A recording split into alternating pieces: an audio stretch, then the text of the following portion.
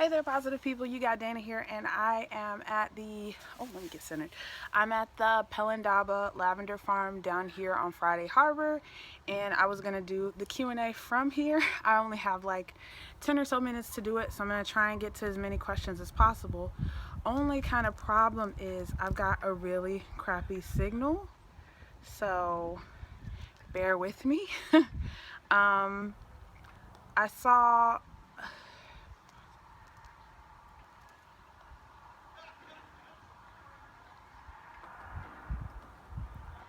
Okay, so I'm trying to like remember some of the questions. I really should have like screenshotted a lot of these. I didn't consider the fact that like I was gonna be in the middle of nowhere and I wasn't gonna have a signal. So now it's like time to do this damn Q&A, and I can't sign into my account. I know one of the questions that I remember seeing on the channel was, how's my experience been as a sister here in Washington? And I'm gonna say it's been both extremely rewarding, and it's been proof positive that I am a black woman in America and that I need to be way more mindful. I've got to run twice as fast. I've got to work twice as hard. The good thing about it is that even though my feelings about race relations in this country have been like reaffirmed by moving here, there's another part of me that feels like opportunity is still available to me regardless of any privilege that other people may have more than myself. So I'm I'm I'm still very optimistic in that regard, and I'm still not deterred as a result. Um, I feel like just having to start over here, it's been extremely humbling, because it's just like I was self-employed back home, and because cost of living was lower, I was able to maintain myself way better there. But also, too, when worst came to worst and I was struggling, there was no way out of that struggle. And I don't feel like here, if I was ever in a situation where I ended up unemployed, that I wouldn't be able to then not be able to get another job. Also, I just feel like the opportunity, there's just way more opportunity. And keeping in mind that I'm a minority and that I'm a woman, I've got to be steadfast in my dreams, and I have to be very. I don't have time to like fuck up and fuck around, and I don't.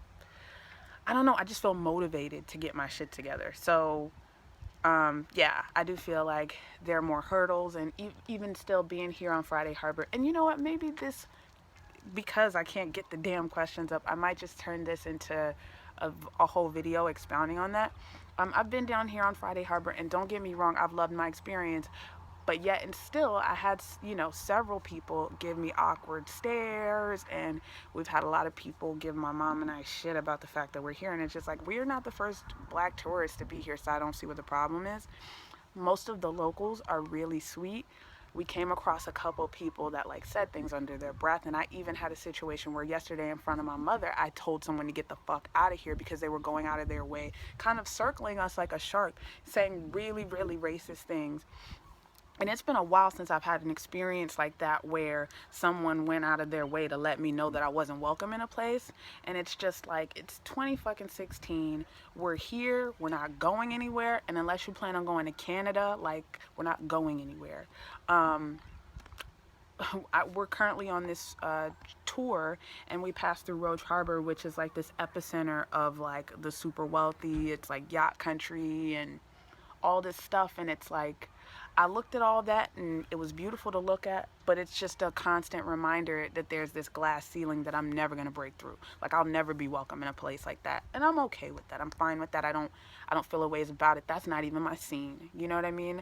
More than anything else in my life, I want to be able to retire my mother and live comfortably and be able to travel. That's all I want for myself. Wealth is not even, it's not even a thing. Like, I don't feel like that'll ever happen in my life anyway, but it's not even, I don't care. That doesn't make me any mind. I just want to be able to provide a nice life for my family, and my family being myself, Marley, and my mom. That's all that matters to me in this life. Um, I did see, again, a lot of the same kind of, Seattle questions. There was somebody that asked if I could expound on my whole psycho hippie roommate. So I think when I go back to Edmonds, I would love to like tell you guys my experience with my first roommate when I first came out here and I was renting a room for $400 a month. it's a really funny story that I would love to expound on more once I'm back there, and I plan to do that. Um, what else? It just sucks that I don't have service. And just so you know that I'm not lying when I say I have no service. I don't know if you can see where it says that I have no service, but I ain't got no service. I got like one little dot, and every now and again the 4G comes in and out, but the YouTube app will not open up at all for me. Um, yeah, I think the next time I do like a on location thing, I will make it my business to take screenshots of recent questions. I almost feel like I should do like a part 2 to this, because I didn't want, like, my last Q&A was God like over a week ago, and like I said, because I was prepping for my vacation and like tying up loose odds and ends, I wasn't able to upload in a timely fashion, and I hate having these more than a week out upload spaces. It's never good. It's not the move. I feel crappy about it. So yeah, we'll get this together next time. I did want to make some sort of a Q&A.